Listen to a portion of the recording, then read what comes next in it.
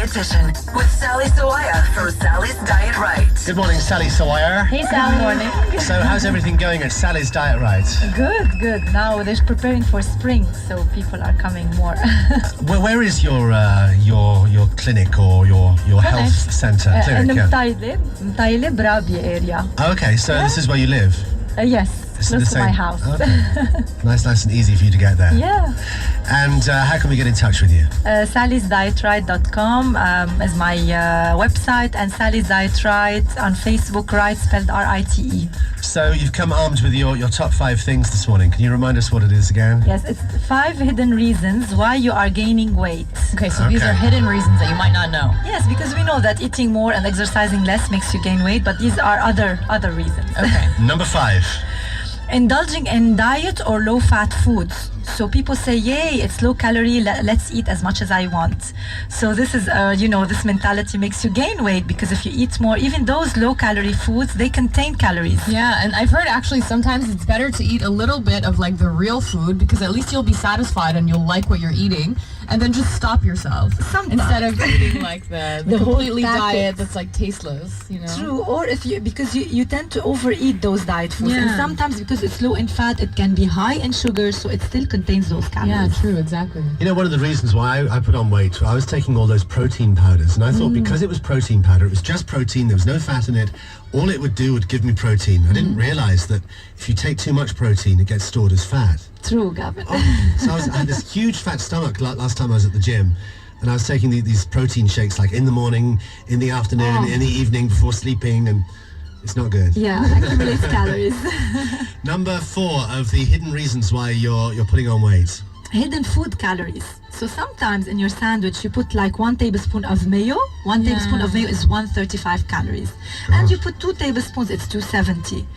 If you drizzle oil on your labneh, for example, 1 tablespoon olive oil is 120 calories. So these calories actually do count. Oh, wow, me with the olive oil, I'm just like cutting it away. It's healthy. Yeah. And salad dressings, that's too much. Also 150 calories per 2 tablespoons. So just be careful about these hidden foods. Okay. There was a fast food burger place, and they introduced their salad, and it came with this lovely salad dressing, and they found that the actual salad at this particular place had more calories than like 2 of their big burgers. Oh wow. Because of the sauce. Yeah. Oh wow.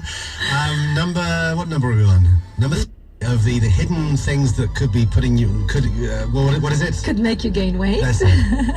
You know this one, hidden drink calories. So definitely beverages, you're just saying about soft beverages and carbonated beverages, 8 to 10 teaspoons of sugar in that, so it's 160 calories. Even if you have your coffee with cream or full fat milk, it just adds up or to like a little bit of 250 syrup. calories. They ask you like, do you want caramel flavor? And you're like, okay. Yes. You don't realize that it's all sugar. And that will reach like 400 calories in a cup of coffee. So just make sure to be careful about what you drink. Exactly. The hidden reasons why you might be putting on weight, number 2. Poor sleep.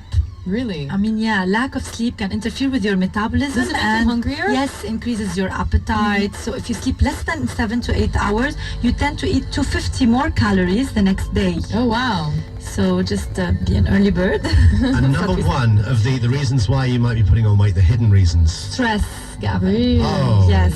Stress increases the level of cortisol, a hormone that makes you also more prone to accumulate fat in the tummy area. Well, we don't have any stress here in Lebanon. We're fine. No, not at all.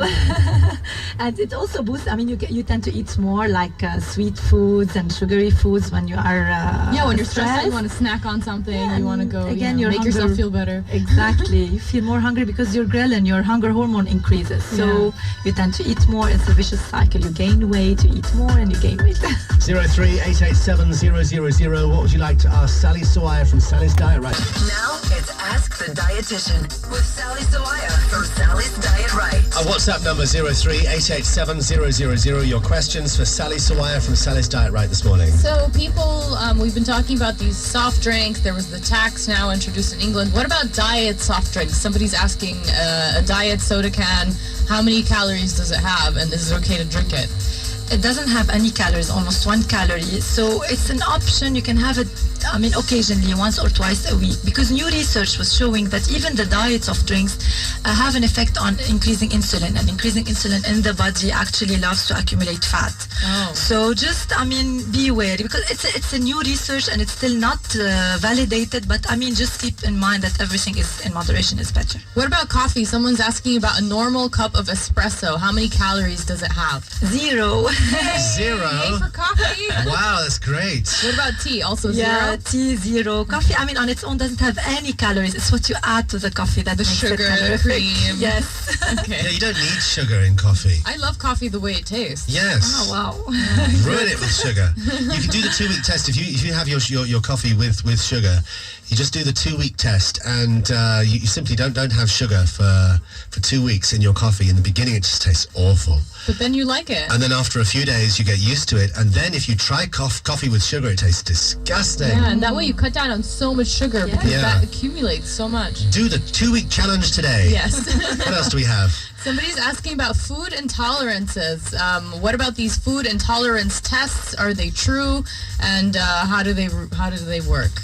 Okay, just to keep things into perspective, the food intolerances like gluten intolerance, like wheat intolerance, lactose intolerance, they are not very, the percentage of people suffering from these is not very much, especially the wheat thing. It's 1 to 2% only. So it's very, And very few people. Exactly, and everybody's going gluten-free. So it's just a misconception. It's a marketing gimmick too, so that they sell more gluten-free products. Anyway, the tests that you find at some clinics, they are not very accurate. If you want an accurate result, you'd better go to a gastroenterologist or a doctor that will refer you to a lab to do it over there. It costs a good amount of money, but at least you will know if you have that intolerance or And this not. is done with a doctor, with a the clinic. doctor's supervision, yes, definitely. Okay. All right. Someone else is asking about being bloated. Hello, Sally. I'm always bloated, and I can't seem to identify what makes me bloated. What are the foods that cause bloating? Another person also asking about gases. It's really annoying. So bloating and gases. I think you need to keep a food diary for a couple of days, but normally the foods that cause bloating are like broccoli, cauliflower, onion. Fasolia. Yes, and the beans.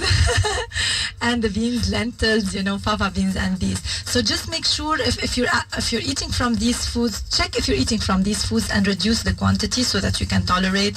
And make sure if it's not about food, it's sometimes how you are eating. If you're eating fast, if you're drinking with your food, if you're talking while you're eating because you swallow air, if you're eating fast in a stressful situation, it may cause bloating. So just make sure to relax and eat in a good environment and have some, tea, a herbal tea like fennel tea, peppermint tea, or ginger tea. There's certain herbs as well that Yes, I've heard these three help. are just great. Peppermint, ginger, fennel are very good for bloating if you have them between your meals. Drink lots of water and definitely have that. Always, I recommend that. The yogurt with probiotics, it helps reduce bloating. Could it also be being lactose intolerant?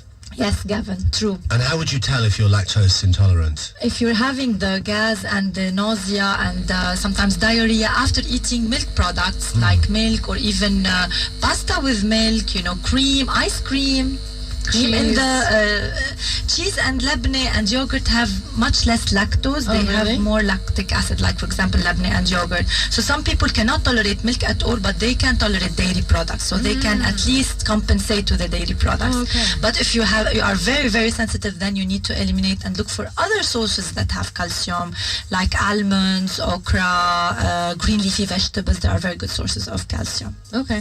Another person is asking about wine. Apparently they heard about this new research that says drinking 2 glasses of wine at night helps you lose weight. This sounds too good to be true. I wish. There's a recent research shows that resveratrol, the antioxidant inside wine, helps you lose weight.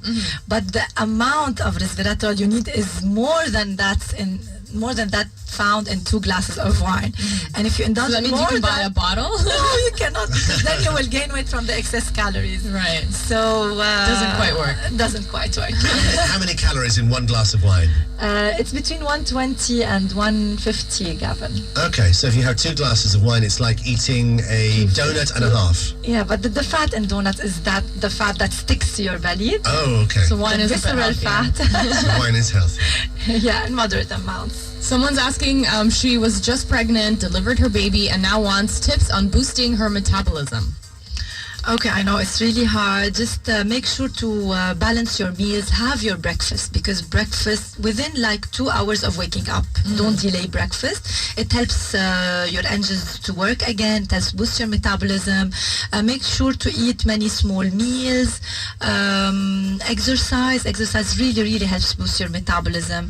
And just, shuffle your food intake a bit. A dietitian can really help you do that. Incorporate some green tea into your diet, at least 3 cups. It helps boost your metabolism. If you are into spicy foods, just increase your spices. It helps also boost a little bit your metabolism. Someone says that lately they've been having a great appetite. I eat after every now and then, and not because I'm hungry. I just feel like eating. So what should I do? It's making me uncomfortable. Yeah, I know. Sometimes you eat because you're bored, or you don't have anything to do, and you just... It's emotional for the eating, fun of it. And everybody has this problem, I guess, especially in winter, because you're stuck mostly at home and you want to have fun with eating. I would say just regulate your meals. Don't eat more than 5 times a day. 5 times is already the recommendation. And if you want to eat that frequently, make sure you're eating healthy foods like vegetables with low-fat labne or hummus dip, fresh fruits, dried fruit with some nuts. Don't overindulge with sweets and other fatty snacks. Yeah, that's a good idea. Just don't fill your house with all these biscuits and things. Just fill your house. If you're not around, you won't eat them. Yeah, with all those healthy things. Yeah, exactly. So that when you have a craving for a biscuit, just have a carrot instead. Yeah. It'll make you feel much better.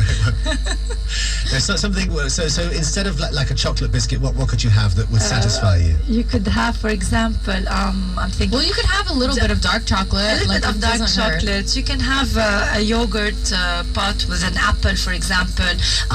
Peanut butter on toast. I love this one. That's lovely. Yeah, that's good. Yeah. Maybe a little bag of nuts, the unsalted nuts. Yes, small one.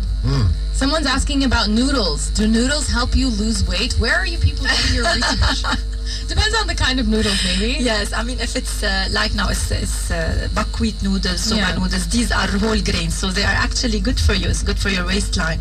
But if you're having the normal white noodles, just make sure to have a small portion, because we don't want to increase the white carbs in the diet. We have one more question about whiskey. How many calories in a glass of whiskey? Again, two fingers of whiskey is same as a glass of wine. So between 120 to 150. Yeah. Okay, so that's not too bad. Yeah. But how many teaspoons of sugar in a glass of whiskey? It's the alcohol, Gavin. It's the alcohol that gives it the calories. So 1 gram of alcohol has 7 calories. Okay. If you compare that to sugar, 1 gram of sugar has 4 calories. So see, alcohol has more calories than sugar. Thank you. Sally Sawaya from Sally's Diet Right. Thank you for coming in.